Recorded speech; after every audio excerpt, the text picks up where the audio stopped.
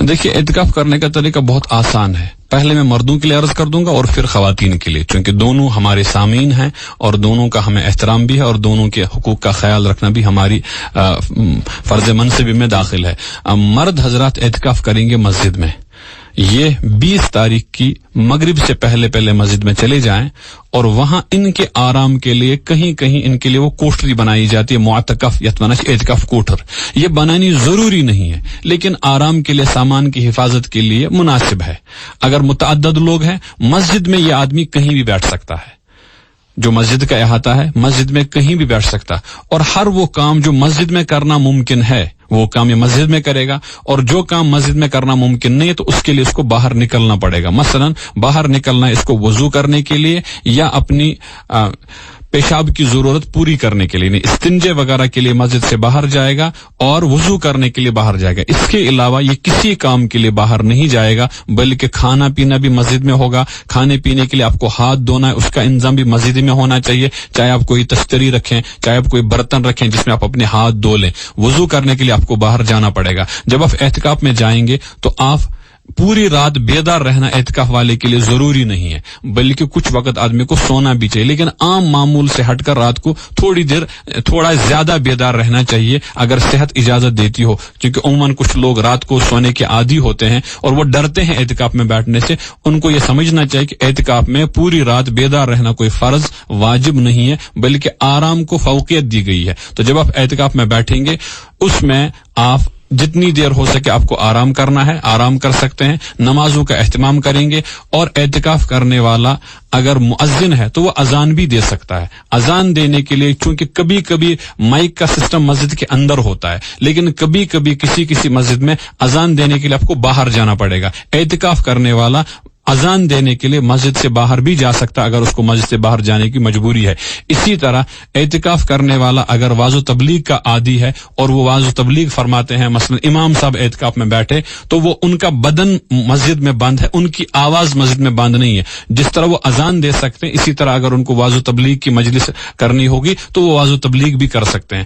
غرض جو کام وہ مسجد میں کر سکتے ہیں وہ مسجد میں کریں, تلاوت کا اہتمام کریں, نوافل کا اہتمام کریں اور تکبیر اولیٰ کا اہتمام کریں, اور صرف وضو کرنے کے لیے اور استنجا کرنے کے لیے آدمی مسجد سے باہر جا سکتا ہے.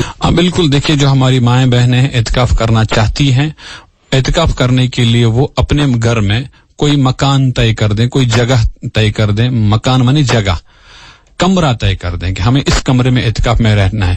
عموماً جن گھروں میں وسعتیں ہوتی ہیں وہاں گھر کے ہر فرد کے لیے الگ الگ کمرہ ہوتا ہے, یا اگر ہر فرد کے لیے الگ الگ کمرہ نہیں ہے تو عورت اپنے لیے کوئی کمرہ مختص کر سکتی ہے. اگر بہتر ہے کہ اگر اس کمرے میں اٹیچ باتھ روم بھی ہو تاکہ اس کو باہر نہ نکلنا پڑے, لیکن اگر ایسی سہولت میسر نہیں ہے, گھر میں کامن باتھ روم ہے, تب بھی کوئی فرق نہیں پڑے گا. آپ ایک کمرہ متعین کر دیجئے کہ ہم اس کمرے میں اعتکاف کریں گے, تو اس کمرے کو متعین کرنے کے بعد اب یہ آپ کے لیے جیسی مسجد بنے گی, جیسی مسجد نہیں بنے گی لیکن جیسی مسجد بنے گی. اب آپ اس کمرے میں جتنے کام کر سکتے ہیں وہ وہیں کریں, اس کام کے لیے آپ باہر نہیں جا سکتے ہیں. ہاں آپ کو باہر جانا ہے وضو کرنے کے لیے, استنجا کرنے کے لیے شریعت آپ کو اجازت دے دے گی. آپ اپنے وقت بنا دیجئے اور اپنے وضو اور استنجے کی ضرورت وہاں باہر والے واش روم میں پوری کر لیں اور پھر واپس اپنے کمرے میں تشریف لائیں. اس کمرے میں آپ کو کھانا بھی وہیں کھانا ہے. اور آپ اب خواتین کو سب سے بڑا مسئلہ یہ رہتا ہے, کیونکہ یہ عموماً ہماری بچیاں ابھی کنواری ہوتی ہیں, ابھی ان کی شادی نہیں ہوتی, بڑا شوق ہوتا ہے ان کو اعتکاف کرنے کا. اب وہ پوچھتے رہتے ہیں ہم سے ملنے کون آ سکتا ہے, اور بہت ساری ہماری بچیاں ایسی ہوتی ہیں چونکہ بچی فطری طور پر کمزور ہوتی ہے بچے کے مقابلے میں, اس لیے اس کو ڈر لگتا ہے تنہا رہنے سے. تو کوئی مسئلہ نہیں ہے, اس کی والدہ اس کے پاس اس کمرے میں سو سکتی ہے, اس کی بڑی بہن چھوٹی بہن وہاں اس کے ساتھ سو سکتی, اس کو تنہا نہیں چھوڑیں. اگر اس کو ڈر لگتا ہے تنہائی میں تو کوئی مستقل آدمی, جیسے کبھی کبھی مسجد میں ایک آدمی اعتکاف میں ہے, پھر محلے والے باریاں مقرر کرتے ہیں کہ آج اعتکاف والے کے ساتھ کون رہے گا رات کو, کیونکہ چونکہ زندگی کا مسئلہ ہے, حالات کا مسئلہ ہے, تو لوگ ڈر جاتے ہیں, تو ایک آدھ آدمی اس کے ساتھ وہاں آرام کرتے ہیں. اعتکاف والا اپنے کام میں مشغول ہے اور یہ اپنے آرام میں مشغول ہے. ٹھیک اسی طرح جو بیٹی اپنے کمرے میں اعتکاف میں بیٹھی ہے تو اس کے ساتھ وہاں سونے کے لیے کوئی اور بھی آ سکتا ہے.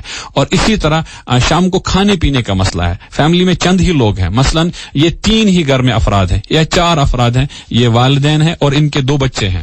اب ایک بچہ اعتکاف میں بیٹھا تو بچے کی جو تنہائی ہے وہ انسان کو برداشت نہیں ہوتی ہے, تو آپ کھانے پینے کا نظام وہی منتقل کیجیے. یعنی بچی کو ہم کچن میں نہیں لائیں گے, بلکہ ہم ہی سحری افطاری میں اسی بچی کے ساتھ رہ کر اپنی سحری بھی کریں, اپنی افطاری بھی کریں. اس میں صرف اس بات کا خیال رکھنا چاہیے کہ گھروں میں چونکہ محرم غیر محرم کا اختلاط ہوتا ہے, بس اعتکاف والے عمل کے دوران ہمیں عام دنوں میں بھی پردے کا اہتمام کرنا چاہیے, لیکن اعتکاف میں زیادہ اہتمام کرنا چاہیے. بیٹی کو اپنے باپ سے پردہ کرنے کی کوئی ضرورت ہی نہیں ہے, اپنے چاچا سے پردہ کرنے کی کوئی ضرورت ہی نہیں ہے. اگر وہ وہاں دادا سے کوئی پردے کی ضرورت نہیں ہے, وہ وہاں بیٹھ کر ان کے ساتھ کھا بھی سکتے ہیں, پی بھی سکتے ہیں, تاکہ اس کی تنہائی بھی دور ہو جائے اور ان کو جو بیٹی ہمارے دسترخوان پہ ہمارے ساتھ نہیں ہے, وہ ایک قسم کی جو خلش موجود رہتی ہے وہ بھی دور ہو جائے گی. اسی طرح اگر والدہ کو کوئی کام کرانا ہے, مثلا ہماری بیٹی اعتکاف میں بیٹھی ہے, دعا بھی کر رہی ہے, لیکن ہمیں کچھ کام سبزی ٹھیک کرنی ہے یا کچھ اور کام لینا ہے, تو وہ بیٹی وہاں بیٹھ کر بھی اپنی ماں کا اس طور پر ہاتھ بٹا سکتی ہے.